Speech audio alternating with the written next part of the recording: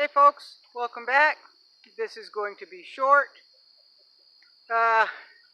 Sometimes when you live the way I do and you have birds, sometimes the mother bird or the bird that's hatching out the eggs will abandon the nest if other chicks, for example, or in this case guinea fowl, hatch out first, and then she goes and tends to those, and then the nest that she abandoned, sometimes something will hatch and she won't pay any mind to it, okay? So that's what I come home to today. I came home, went into the house, and thought I would check the weather and saw that Georgia trapping and fishing was live. I always like to catch him. And then I had a chicken making an odd noise, so I had to go do my chores and check on what was making that hen go a little wacky. So I excused myself from the live video. Sorry about that, Craig. Sorry about that, but I will watch it. So I went out into the coop, and sure enough, the baby guinea geese were running all over the brooder pen, and the mom was paying attention to them. And I saw that she had kicked up a bunch of coop litter or brooder pen litter up over the eggs. So she was all done sitting. Well, I heard this little chirping, so I gently started moving the litter aside and found where a baby chick had hatched, and it was cold, but it was still alive, folks. So living the way I do, you know, I could run my generator and I could use an incubator to keep it warm, but I just don't do that, folks. So what I do here is I take the baby, whether it's a baby kid, a baby duck, whatever I've got here, and put it down my shirt, in between my boobies, sorry guys, and my body temperature will keep that baby bird warm until it can gain its strength up, right? So that's what I've got here. I've got a baby chick down my shirt, and it's nice and nestled in there, but it's got room to move if it wants to. I am facing the sun. The wind is at my back, so I know it's getting plenty of warmth from my body. So baby birds like it really warm, right? So my body runs 97.6, that's my body temperature. So 97.6, 97.8 is a real good temperature to keep that baby chick alive and warm, all right, until it dries off and gathers some strength. So my hope is that it will dry off a little bit, and when it comes dark, I can slip it under another hen that is on eggs that's about ready to hatch. Now this is a gamble, folks. This is a real big gamble. Sometimes it's paid off, sometimes it hasn't. Most of the time it has paid off. Long as you do it after dark, she's not going to get off her nest after dark, so that baby will stay nice and warm. And when daybreak comes, a lot of times she's heard it chirping, she's had it underneath her, and she'll accept the baby, all right? Now, the eggs that I am going to put this baby chick, they are due to hatch any day now, so I feel confident that the mother, well, this surrogate hen will accept this chick tomorrow if it lives that long, okay? It was really cold, folks, and it was still wet.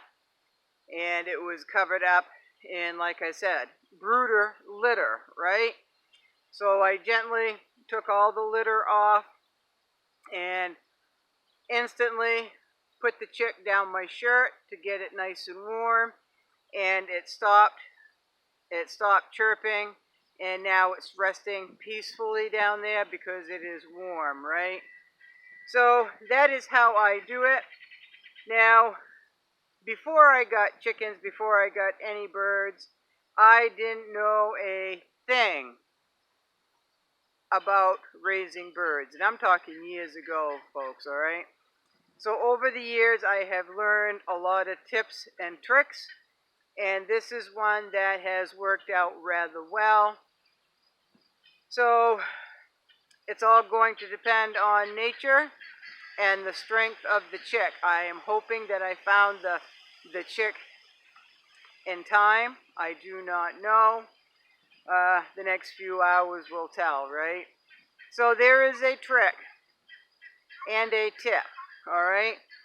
So I don't know, folks. I don't know. As a bird owner, even though I raise my birds to eat, or it's making noise, so it's nice and comfortable. It's making a little bit of noise. It's making a comforting noise. So my birds are for a purpose, and even though this bird, and I do not know if it makes it down the road, if it'll be one of the ones I butcher or not.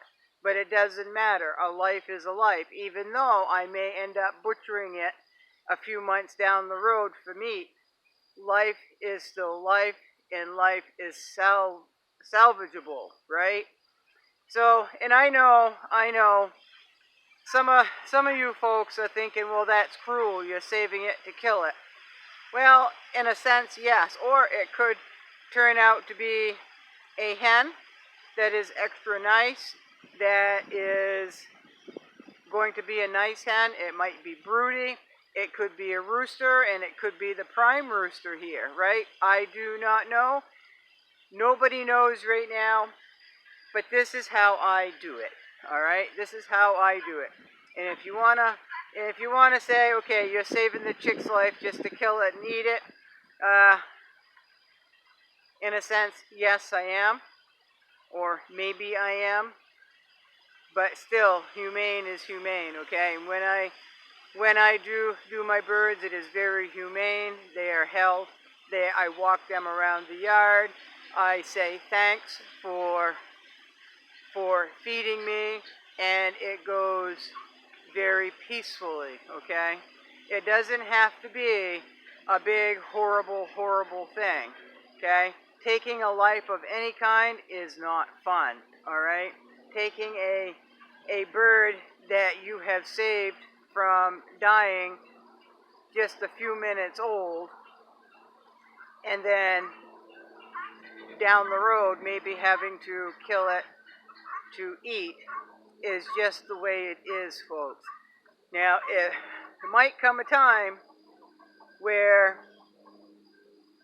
if you think that's horrible and cruel now, there may come a time where you are raising birds and you need to save something just to eat it down the road. That's all I am saying, folks. That's all I am saying.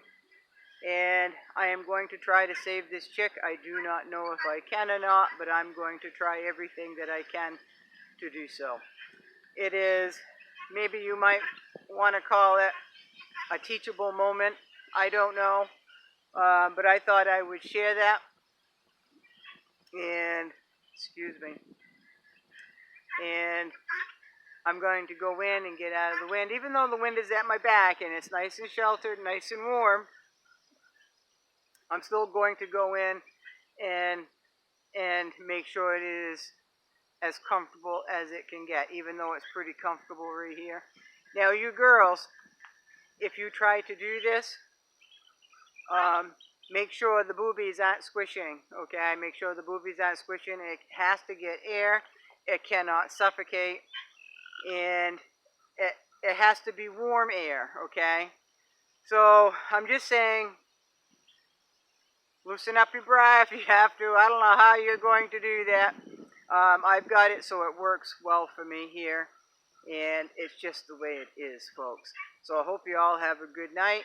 And Craig, I will probably catch the rest of your live video either tonight or tomorrow. Okay? Thank you. Bye-bye.